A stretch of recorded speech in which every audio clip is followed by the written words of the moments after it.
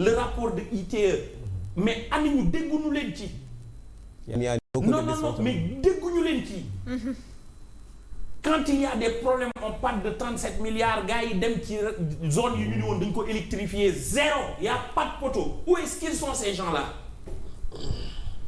et seules les bouches qui sont capables aujourd'hui de s'ouvrir pour réclamer la justice mais ñun ñi di dal ci seen kaw injustement moo tax c'est malheureux parfois dañuy taxaw sax ñu ni est-ce qu'on ne mérite pas ce que nous sommes en train de vivre parce que tout pays marche à l'image de ses dirigeants et chaque peuple a les dirigeants qu'il mérite est-ce que ce n'est pas ce que nous méritons qu'on a parce que à la période où on devait dire non sur certaines choses beaucoup de gens sont complices et ils sont soi-disant des intellectuels un intellectuel ne l'est que quand il a le courage de dire et il faut arrêter de ses idées et de les assumer malheureusement ils n'en ont pas ndax gisatuñu leen c'était une face à un régime finissant que chacun trempait sa plume pour dire Macky Sall arrête Macky Sall dégage Macky Sall par-ci Macky Sall par-là mais ce qui se passe là moo tax ñu tëj ci seen gémmiñ silence on tue nos enfants gisoon nañ ko sonnoon nañ ci loolu mais bien sûr pourquoi ñu tëj ci seen gémmiñ la loi interprétative mu ngi ñëw au moment où on disait que dañ ko war a abroger ils se sont tus pareil pour les juristes qui sont en train de nous regarder personne n'a osé dire li ngeen waxoon def leen ko et nous qui rappelons les propos d'hier mais nous sommes mal vus. C'est ça. Et les journalistes pétitionnaires. Non ce ne sont pas des journalistes pétitionnaires. Contre le troisième mandat de Macky Sall. Je vais te dire une chose ici à mes confrères là yu ñu doon wax ay pétitionnaires la majeure partie sont des politiciens. D'autres ils sont membres de ce parti. C'est ça. D'autres cherchaient le buzz capital de sympathie auprès de certaines personnes. Parce que courage ak góor dëgg du góor du taxaw di bàkku di fëgg dënnam góor dëgg mooy koo xamante ni day sañ a taxaw ni déet bu déet ware sañ taxaw ni waaw bu waaw ware.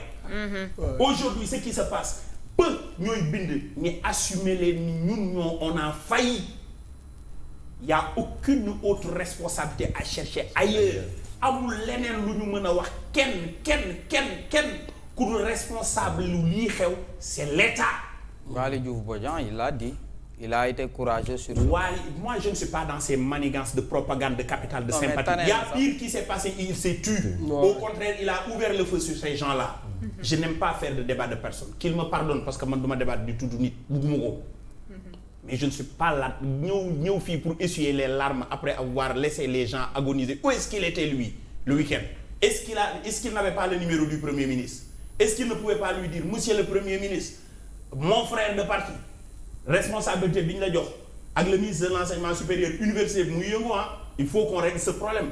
Il était là-bas au meeting où on cherchait le deuxième mandat par anticipation. Je suis désolé. Ils ont échoué lamentablement et ils le savent. Ils le savent. Ils disaient toujours que la bataille des réseaux sociaux ñoom ñoo koy téye qu'ils fassent une veille. Qu'ils fassent une veille digitale. Et ce qui se passe là-bas c'est ce qui se répercute. fu village yooyu mu dem seen doom yi ñoom lañ doon dóor fii. ñoom lañ dàq ci village yooyu ñu dem seen doom yi ñoom lañ doon fayeeku seen bourse yi fii bi ñu daggee seen bourse de sécurité familiale di ko jox seen waajur yi. loolu lañ doon réclamer ils ont été tabassés jusqu'à ce qu'il y ait un mort. C'est ignoble. C'est le fait de le penser et de ne pas le dire, de ne pas le décrier, de ne pas l'écrire et de le rappeler à leur responsabilité, c'est ignoble. C'est de la pure lâcheté. Lâcheté, ouais, c'est ça. Et j'espère qu'ils vont essayer de se rectifier d'ici 2029, s'il n'est pas trop tard. Très bien, am na solo, merci beaucoup sëñ Saliou.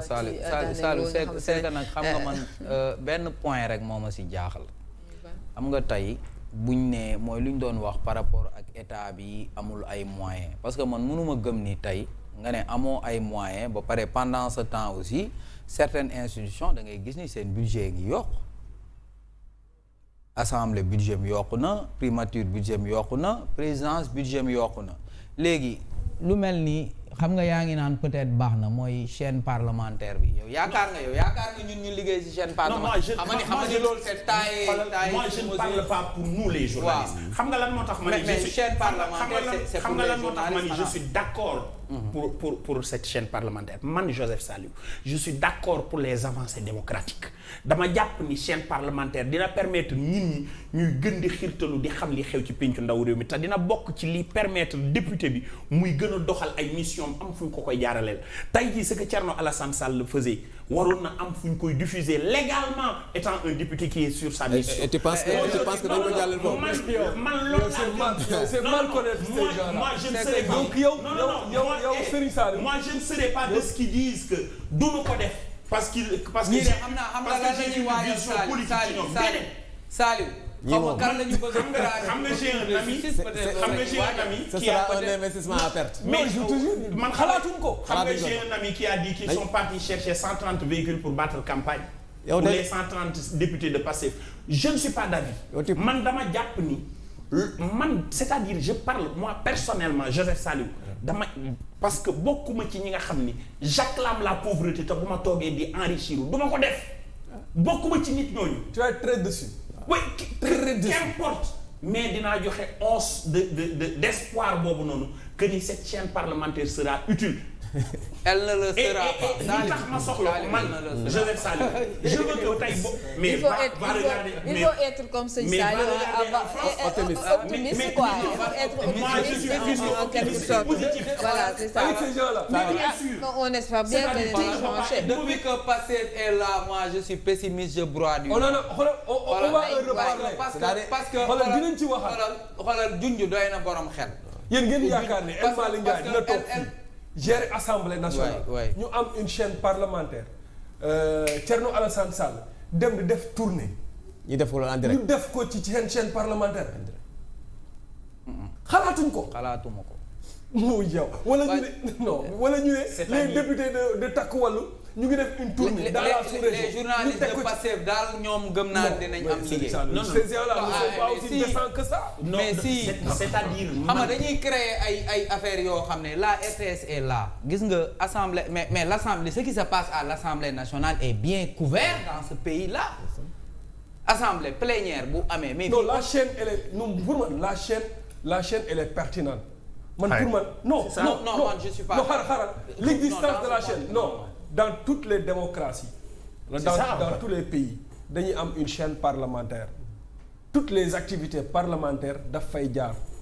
d'ailleurs daf ñuy jox sax ñun contenu. c'est pertinent dans un pays normal. Très bien. ñun na nekkuñu dëkk bu normal. Alassane vous avez parfaitement. milliard boobu non c'est très pertinent mais problème bi mooy dafay nekk une chaîne parlementaire partisane. Momo xam nga problème mu xaalis la ñuy wax dañ ne dañoo am problème mu xaalis bi ngay jël di jël des millions et des millions peut-être des centaines de millions parce que ça va demander nécessiter beaucoup d'argent. Peut-être ce sera le président signe un décret contresigné par le premier ministre qui augmente pour augmenter les agents de l'administration jox leen ay indemnités augmenter ko 100 000 ñoom ñëpp ba pare yow nga ne xaalis amu fi waaw ñu jël assemblée nationale jëndal 160 députés ku ci nekk une voiture de 50 millions ñu ne xaalis amu fi. le premier ministre ak le président di def ay tournées ils utilisent les moyens de l'État avec de l'argent ak mobilisation bi ak lekk bi ñu ne xaalis amu fi le premier ministre se pavane avec un jet privé ou bien avec l'avion présidentiel de commandement ñu ne xaalis amu fi. mais on n'a pas d'argent. on emprunte toujours. mais li ñuy lef fa lañ koy dugal. Et puis on nous signale que ça cette chaîne-là c'était un projet de l'ancien président de l'Assemblée nationale Moustapha Niasse. waaw mais xam nga non le problème mooy li ñuy wax rek c'est-à-dire mënoo nekk dans ce pays-là. tu demandes aux gens de serrer la ceinture. comprendre. contexte bi quoi. nga yokk lépp. contexte bi Sénégalais di toltolaan li ñuy wax ni tey lépp dañ koy mbaxal ci réew mi. añ gaay dañ koy mbaxal ndékki dañ koy mbaxal boo demee ci jaaykat ci marché partout ñii da nga naan yor seen ay assiette bu ndaw di lekk di suturaal sa bopp aujourd'hui dañuy cotiser 600 francs kii 200 kii 300 ñi mbaxal loolu la ñu xam te loolu dégg naa la comme dañ koy tere également ku nekk na waajal sa bopp léegi. koy tere depuis ba bu kenn mayeeti kenn gàddoo dem parce que léegi biscuit sax Bakel war a wuti li ci Bakel ñu ne ko doo dem di yóbbu 100 francs sax maye ko woon te xam naa ne ñii yelwaan ils sont en danger aujourd'hui bu yàbboon nañu xooli beneen métier parce que yelwaan bu yàggee nañ sax gars yi bàyyi ñu lépp c'est-à-dire on est dans ce pays là